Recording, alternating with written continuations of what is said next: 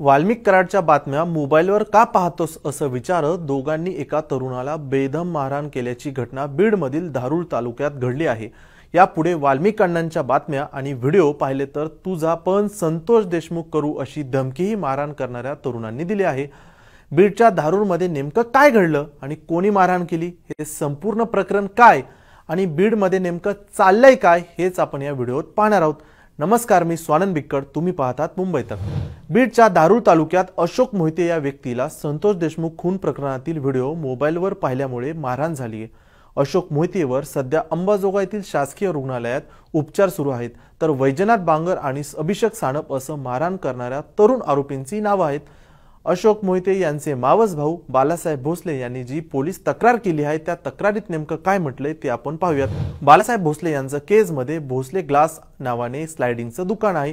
5 फेब्रुवारीला बुधवारी तरनळी येथील बालासाहेब भोसले यांचे जे मामा आहेत अशोक खामकर यांचा मृत्यू झाल्यामुळे त्यांच्या आईसमवेत ते काही अंत्यविधीच्या क्रियेसाठी गेले होते।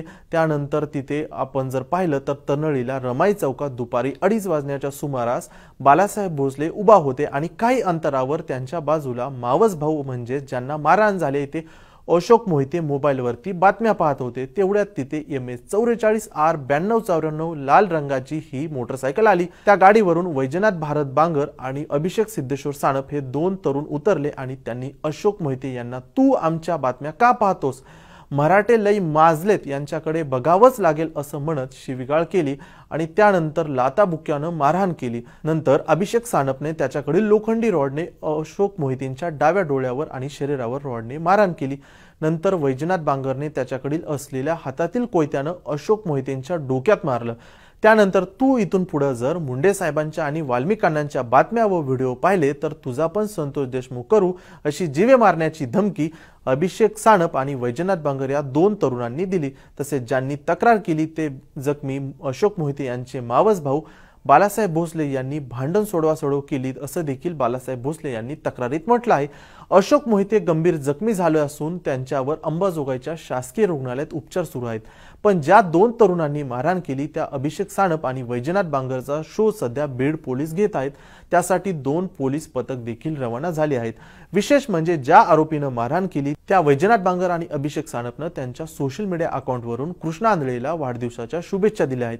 त्यात वाढदिवसाच्या शुभेच्छा तर दिल्याच आहेत, पण सोबतीला मिस यू बापू आणि मिस यू भाई असं म्हटलंय। कृष्णा आंधळे हा संतोष देशमुख अपहरण आणि हत्या प्रकरणातील आरोपी आहे। तो अद्याप फरार आहे। तो धारूर तालुक्यातीलच आहे। त्याचा देखील पोलीस शोध घेत आहेत, पण तो अद्याप सापडला नाही आणि आता या नव्या प्रकरणातील देखील आरोपी देखील फरार झाले आहेत। आधीच संतोष देशमुख यांच्या हत्येनंतर बीड चर्चेत असताना त्यात आणखी एका नव्या घटनेची भर पडली आहे। या घटना कधी थांबणार आणि बीडचे नागरिक मोकळा श्वास कधी घेणार याचं उत्तर मिळत नाही।